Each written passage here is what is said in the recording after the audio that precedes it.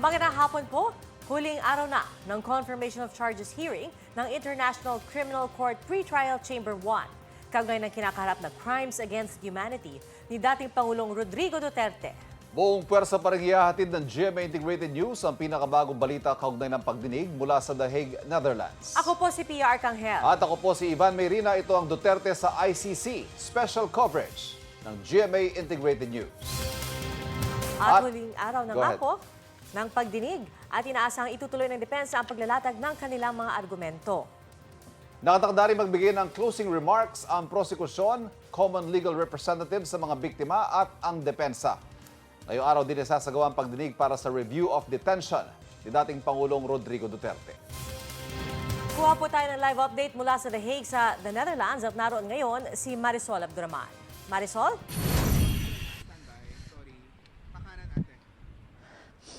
Pia, pasado alas 9 na ay tama pa yung oras natin, no? Hindi na natin na-monitor, pero yun nga, no, itong ang huling araw, the fourth day, ng pagpapatuloy ng pagdinig dito sa confirmation of charges ni dating Pangulong Rodrigo Duterte. Na pag-usapan ninyo ni Ivan kung anong mga inaasahan natin ngayong araw, ito rin ang binanggit sa atin ni Attorney Nicholas Kaufman na meron daw siyang isang oras ngayon para magsumiti ng kanyang mga final merits bago ang kanyang mga closing statements. So aabangan talaga natin lahat yan. At isang mahalagang bagay din na kailangan din nating abangan ngayon, ito yung pagpapatuloy pa rin nga doon sa hearing ng kanyang continued detention dito sa ICC, at inaasahan, base sa impormasyon na binigay sa atin ni Attorney Cristina Conti, in an hour lang daw ay meron na kaagad parang somewhat decision or resolution ang korte hinggil doon sa kanila magiging sagot kung magpapatuloy nga ba ang pag-detain dito sa dating Pangulo.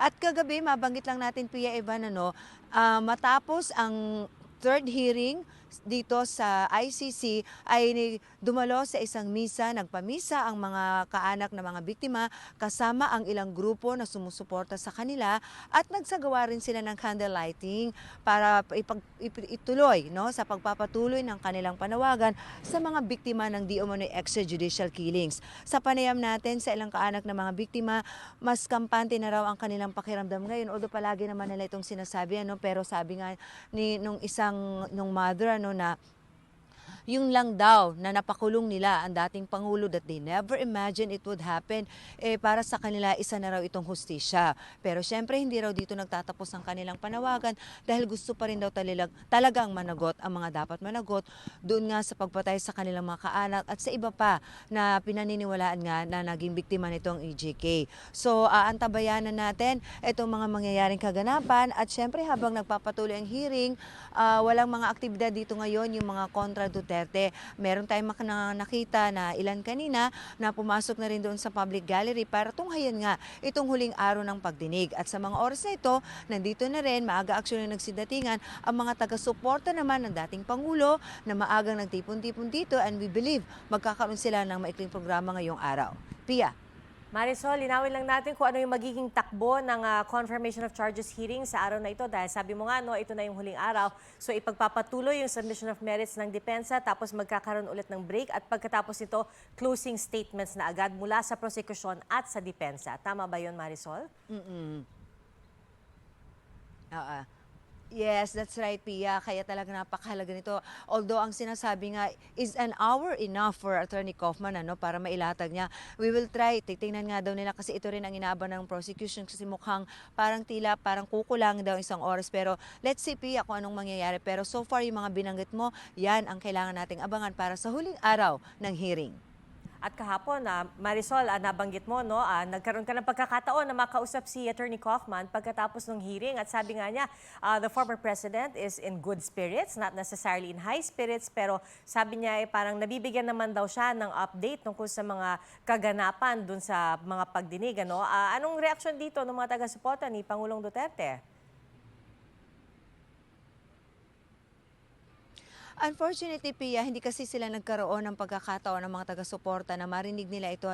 Although we understand na ibalita na rin ito natin, we yet have to get the reaction about doon. Pero kahapon, Pia, alam mo, mabanggit lang natin, paglabas pa lamang ng mga kaalyado at mga abogado ng dating Pangulo, ito sina Atty. Delgra, sina dating E.S. Meljaldea, nakita kasi nila na nakangiti. Tapos parang feeling nila it was a good news for them. At sinabi rin naman talaga ni Attorney Salpanelo na yung prosecution was shattered. So halos magpalakpakan sila talagang ngiti dahil para sa kanila good news ang hatid ng mga abogado ng dating Pangulo dahil yun na nga hindi kasi sila nakakanood ng hearing, Pia. So bukod sa kanilang pag-abang sa live streaming, syempre inaabangan din nila ang mga magiging reaksyon naman nito mga Filipino lawyers na nandito ngayon sa ICC para mag-observe nga dito sa hearing. So natuwa sila doon. So I would assume, Pia, na magandang balita rin para sa kanila ang sinabi ni Attorney Kaufman sa ating kahapon na the President is in good spirit at yun nga, palagi naman daw niyang ina-update ang Pangulo sa nangyayari. Kinorek pang hatayan ni Attorney Kaufman, hindi raw siya in high spirit because how can he be in high spirit na patuloy pa rin naman siyang nakakulong. So, in good spirit lang daw ang Pangulo at yun, kumbaga parang ipinapaubay na raw lahat ng dating Pangulong Rodrigo Duterte sa kanyang defense team ang kahinat na ng kanyang kaso. Bagamat, Pia, paulit-ulit pa rin nating sinasabi na hindi ito kinikilala ng dating Pangulo. That's the very reason kung bakit nag-waive siya ng kanyang right para dito nga sa hearing ng confirmation of charges, Pia. Alright, thank you, Sola. Si Ivan, meron din mga katanungan. Sola, isa lang, yung tungkol dun sa hearing on the detention, will that follow immediately after the closing statements?